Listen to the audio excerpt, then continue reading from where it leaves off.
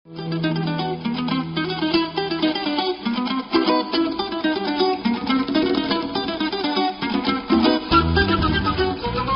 приятели на знанията!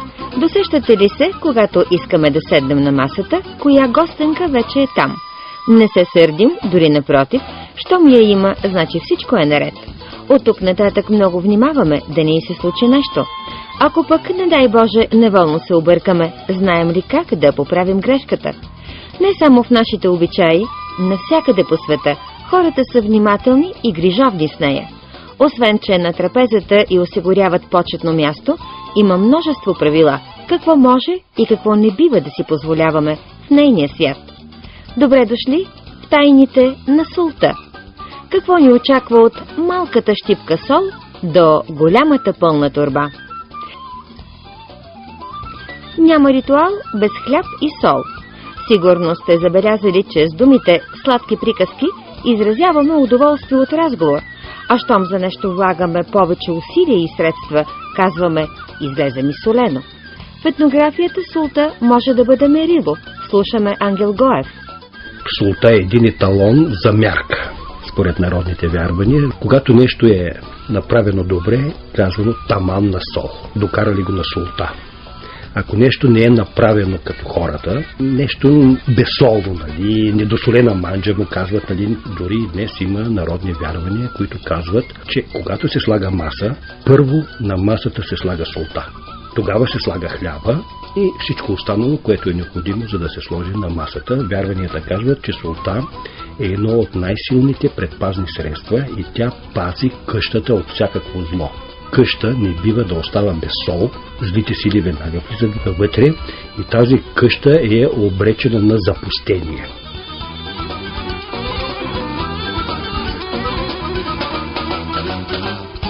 Много често в обредността ние виждаме с солта да се правят и наречените апотропейни кръгове.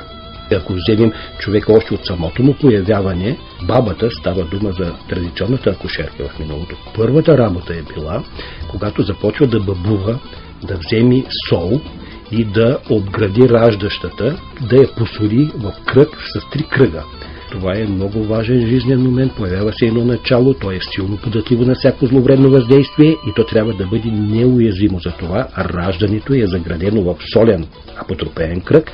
Веднага след това имаме едно обредно укъпване с солена вода или с сол. Току-що появилия се живот, който идва от другия свят, на демоните, на злите свръхестествени сили, идва едно ново начало, което е вече тук, в човешкия свят, то също трябва да бъде неутрализирано за всякаква зловредна сила и за това се смята, че то ще бъде добро и здраво.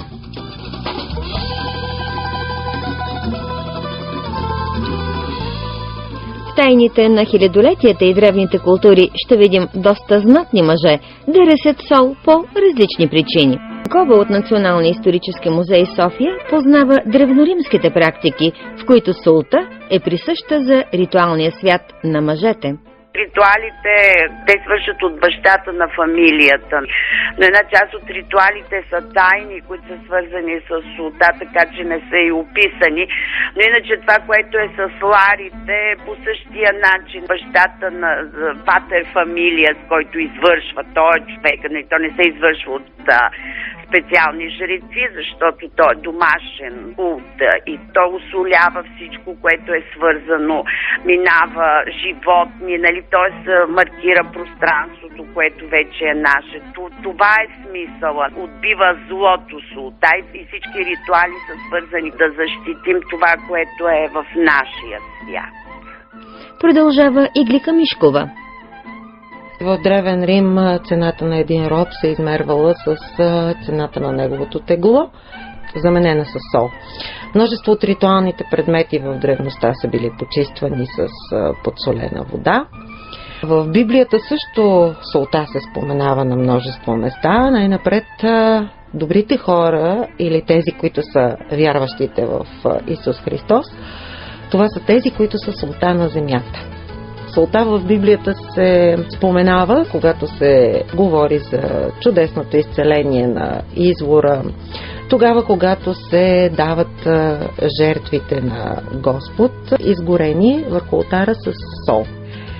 земите, които са наторени или посадени с сол, са тези, които са обречени на вечна пустота, на неплодородие. Обикновено, когато става дума за Содом и Гомор, винаги се свързва с земя с сол.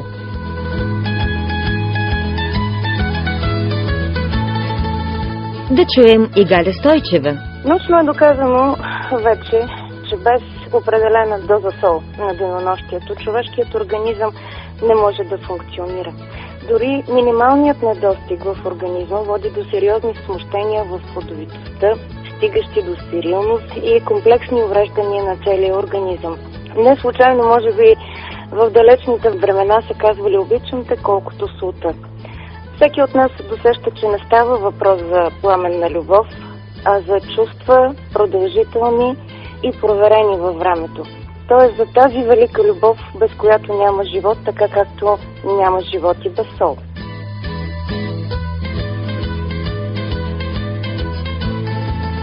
От древните империи е останала поговорката: "И пясък да ми дадеш, ама да е солен".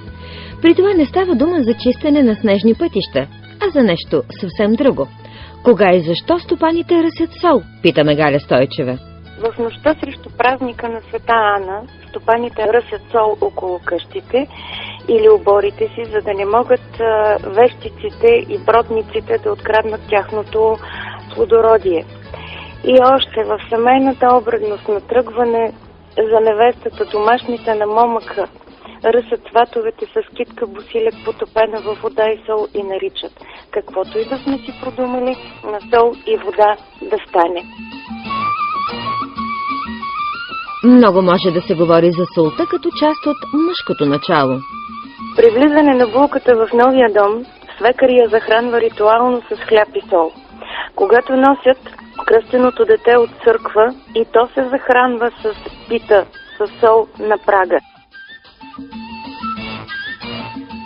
Иглика Мишкова с интересен детайл за ролята на солта в сватбените обичаи. Когато говорим за посрещане с сол, също си струва да споменем, разбира се, и сватбата, като едни от важните ритуали, всъщност посрещането на младоженците от свекървата, която ги среща задължително с хляб, с сол и мед.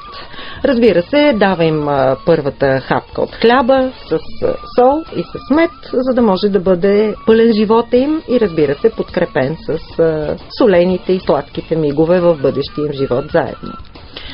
Когато сватбената процесия се отправи към дома на булката и я вземат от къщата, преди да тръгнат, върху коленете на двамата младоженци задължително се е ръсело сол. Магия за обвързване, начина, по който те ще могат да останат за бъдеще заедно в семейния си живот. Когато те влизат в своя бъдещ нов дом, помещението, в което се влиза, се поръсва с сол. Тази практика съществува и в много други обреди, когато всъщност се освоява ново пространство, тогава когато хората влизат в нов дом.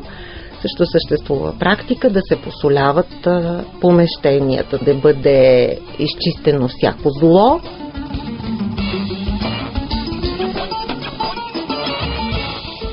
Приготвянето на хляб и гозби обикновено е работа за жени, но солта още в най-древни вярвания е атрибут присъщ за мъжете. Някога те имали грижата за нейното производство. В по-късни времена, когато можела да се купи, пак тяхно било задължението да я осигурят. Оглеждаме домакинството заедно с Галя Стойчева от Пловдив. Къща без сол не бива. И всяка стопанка е гледала къщата и да не остане без сол. И когато съпругът й отива на пазар в града, първо пита има ли сол и колко да купи.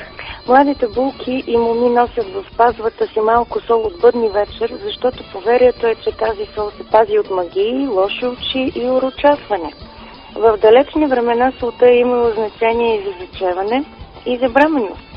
Когато бабите се събират на Богородичната пита, бабата посолява трапезата, за да се раждат повече деца, а ако на масата има нераждала жена, бабата изтърва солницата, поставена върху хляба в скута и за да забременее. Как със сол гадае за пола на детето? Слушаме Иглика Мишкова.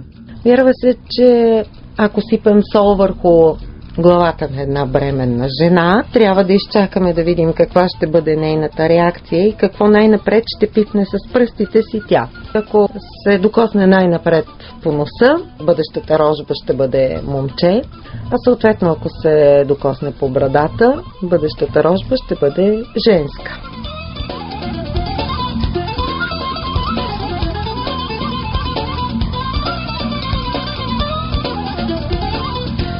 На Гюргюл ден се чете сол, с която закърмят агнето. От тая отчетена сол освещават агнето и не се кади втори път. Това правят навсякъде, където попа е сам, а селото е голямо и няма време да ходи на чете на всяко агне и във всяка къща. Във всички обреди и случаи на смърт, сватба или рождение, там където се кади, без сол на масата не може. И още да ви кажа, че в семейната обредност солта има мъжка характеристика и тя е магия за мъжката оплодителна сила, която са вярвали, че има огромно значение за зачеване и за бременността.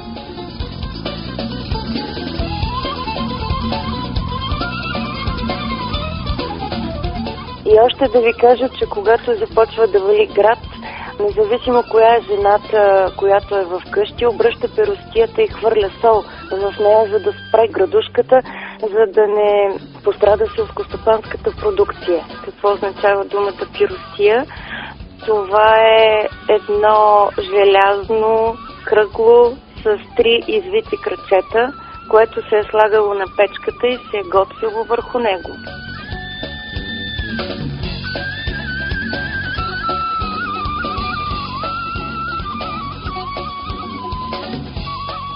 Народната метеорология солта се ползва и за нещо като дългосрочна синоптична прогноза, разказва Иглика Мишкова. Солта се ползва и в народната метеорология. Ако солта в един дом е влажна, това предвещава валежи. С солта се извършват множество гадания. Обикновено около бъдни вечер и Коледа с люспи лук и сол, като всяка една домакиня е наричала по една от люспите с лук и сол на всеки един от месеците. Ако солта се разтопи върху тази люспа, това означава, че месецът ще бъде плодороден. Ако солта остане нестопена върху люспичката от лук, това предвещава една суха и неплодородна година. Солта като един от основните консерванти, особено в есенно време, когато хората подготвят своите зимнини.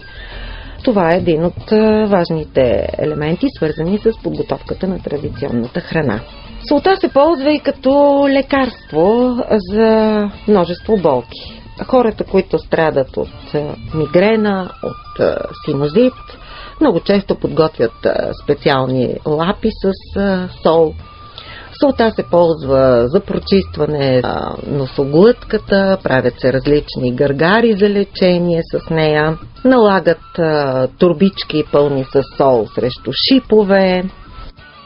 Солта е незаменима за много неща, разказва Ангел Янков. Осоляването в народната култура преди хладилника, всичко оставало посредством солта. Тя затова е имала така голяма роля. Затова е трябвало сол да не пада от масата, да не се разлива. Знаете ли кога се появява нуждата от сол при човека? Нуждата от сол се появява с опитомяването на дивите животни и с появата на земеделието. Вече тогава солта става по-скъпа от златото. Защото на хората им е необходима солта като живота. Солта е живота.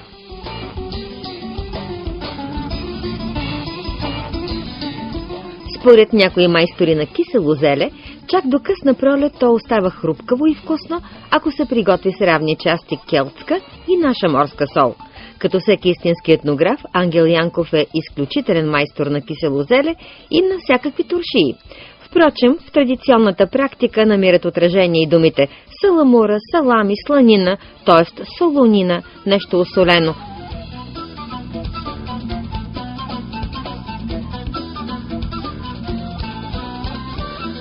Рибарите казват, че дори сред най-големите горещини уловената риба се изчиства, посолява, увива в листа от коприва и така може да се пренесе за по-дълго време, на по-дълги разстояния. Какво мислят етнографите? Да, даже в стари времена се е практикувало слагаш на една дела на дъното сол, напълваше с риба и сол и отгоре, що ме запечаташ пак с сол, няма никакъв проблем. Те не се променя. В Рим има специално божество на солта в Древния Рим. И това е Салус, който освен бог на солта е бил бог и на радостта, на плодородието. Почитателите на солта не са били малко. Знаем, че в Древния Рим се е плащало на войниците с сол и това е било действително мерната единица. Вече думичките салами, да, в доста езици, например солдат, руското войник, също така думичката салата, която не е само в български език, но и в други езици. Свойствата на солта да запазва продуктите и техните качества придобива символичен смисъл за трайност и постоянство. Затова в традициите на много племена и народи при сключване на споразумение поставят сол. Нарича се договор на солта. Имало бог на солта – Фейну. Хората го почитали със специален празник, защото ги научил да добиват сол. Рецептата е записана от Пиндзяо Кан Мун, 2700 година преди новата ера. В котел над огъня се кипва морска вода с пепел от солени растения. Разтворът е готов, ако опуснато вътре яйце, изплува и се задържи на повърхността. Много източни народи имат обичай при търговски сделки или военни преговори не само на масата да слагат сол, но всеки участник да хапне няколко зранца от солта. Оттам поговорката да споделиш с някого от неговата сол е равно на доверие. Обратно, изразът този хляб няма сол е ясен намек за съмнение, разочарование и разкрита измама.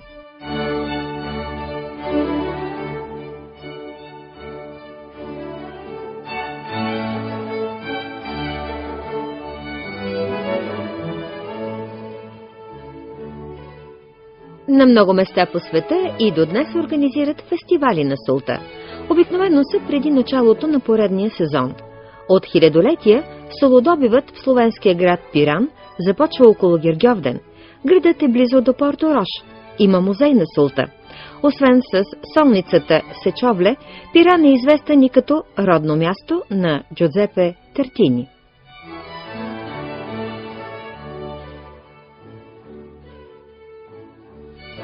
Великото преселение на народите продължава в наше време. Хората винаги са пътували. Някога търсили сол, равнозначна на оцеляване. Днес ключовата дума е работа, но старинният ритуал по посрещането с хляб и сол бил и дипломатичен начин хората да приобщят чуждия човек към своя хляб, да преглътнат при среща по-леко и страха си и различията. Нашият известен етнограф Димитър Маринов казва, че солта, заедно с хляба и виното, това е българската света троица, защото вземат важно място в бита и културата на народа, тези три елемента. Като издеш едно кило сол, тогава ела да говориш с мен, т.е. ти си помадрял. Да сложиш сол в раната означава да бръкнеш на някому в здравето, в душата, да не го оставиш безметежно. Да сложиш сол в раната означава да нараниш някому, най-просто казвам.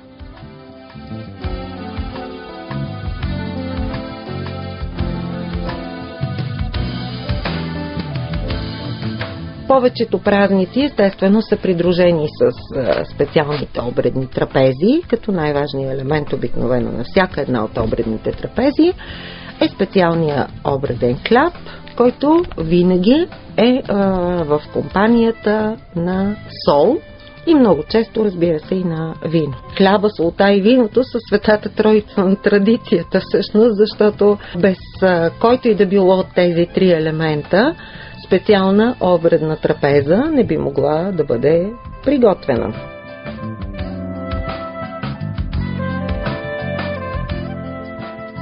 А как един етнограф ще разтълкува израза в чужда манджа сол не турей? Тоест не се бъркай в чуждите работи. А друга поговорка шегата и солта винаги с мярка? Да не се пресоли манджата, означава пак същото. отношенията между хората не трябва да се пресоляват, означава да си знаем мерата на езика. А библейското тълкование «Вие сте солта на живота»? Това е за хората и не случайно Христос се казва, че неговото най-висше творение, човека, е действително солта на земята. Когато солта в дома ни свърши, минавайки покрай кварталния магазин, си я купуваме за стотинки. Солта е живот и без нея не могат нито хората, нито животните. Не случайно Христос сравнява учениците си с солта. И нека да не забравяме, че е имало времена, когато солта е била по-скъпа от златото. Без злато може, но без сол не.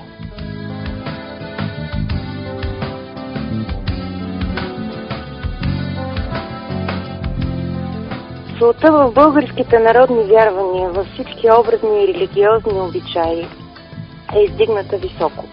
Тя има и своето място в магическите практики и народната медицина. Не случайно са я наричали солта целителка. А в литературата, разбира се, има сведения, че още през късната праистория се използвали солта с лечебни функции. А всеки един от нас е чувал посипа раната със сол. Израз, който днес всеки от нас интерпретира по различен начин, но нашите предци, без да имат понятия в областта на органичната химия, са използвали солта като антисептично средство. Знаем още, че бабите ни са къпили бебетата със сол не за нещо друго, а да не се подсичат.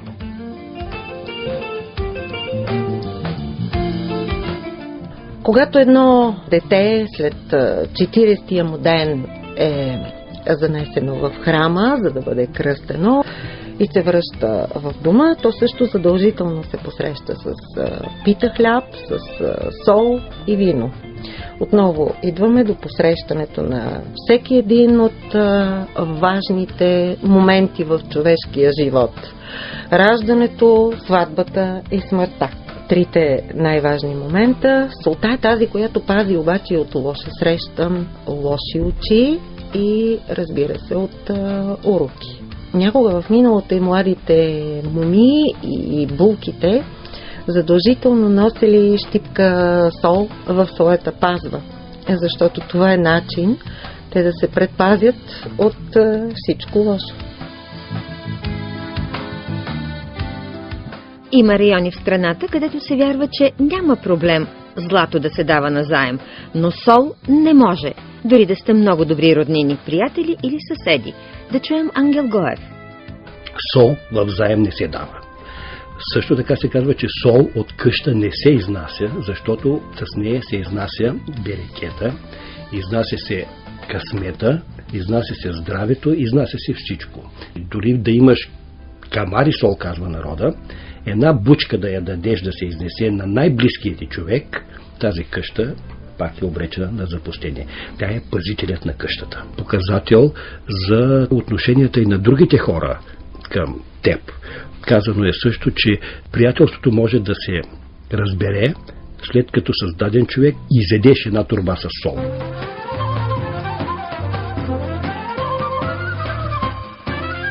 Защо сол не бива да пада долу на земята и не бива да се разсипва?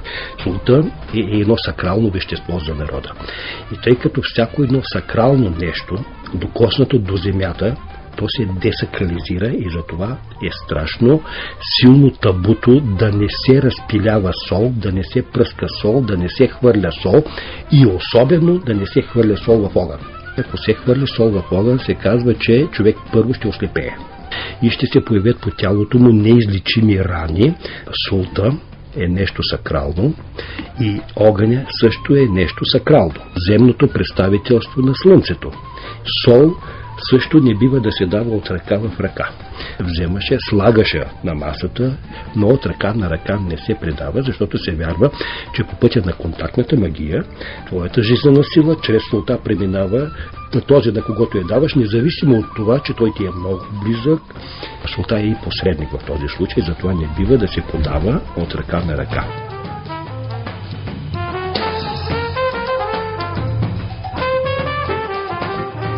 И децата не бива да играят с сол. Не бива да даваме в никакъв случай на децата да играят с солници, защото съществува възможността да разсипят солта, това носи нещастие на дома, а и защото така нашите прадеди са вярвали, че децата, които играят с солница и с сол, ще се превърнат в прахосници, защото от невръстна детска възраст те разсипват едно от най-ценните неща в дома. Забраната да се пилее сол важи за малки и за големи. Вярва се, че ако един човек разпилее сол, това символизира, че е хвърлил нещата на вятъра. Човек е неволно да разсипе сол, защото това не се случва само нарочно. За да може да се предпази дома от къвги, от скандали, от каквито и да било проблеми, тогава човека, който е разсипал солта, трябва да вземе една щипка от нея и да я хвърли през лявото си рамо, защото се смята, че там някъде далеч зад него дебне дявола. И ако му бъде хвърлена сол, така по този начин той няма да донесе нещастие на дома. Солта много често се споменава и в различните пословици и поговорки. С няколко сме изяли една торба сол. Когато имаме някакъв проблем, обикновено очакваме някой да ни трие сол на главата. Както се казваше и в Библията, имайте сол в себе си, което значи радвайте се и на мир с себе си и също с своите близки. Хляб и сол за делник и за празник, а когато празниците са повече, ето още една полезна рецепта с малко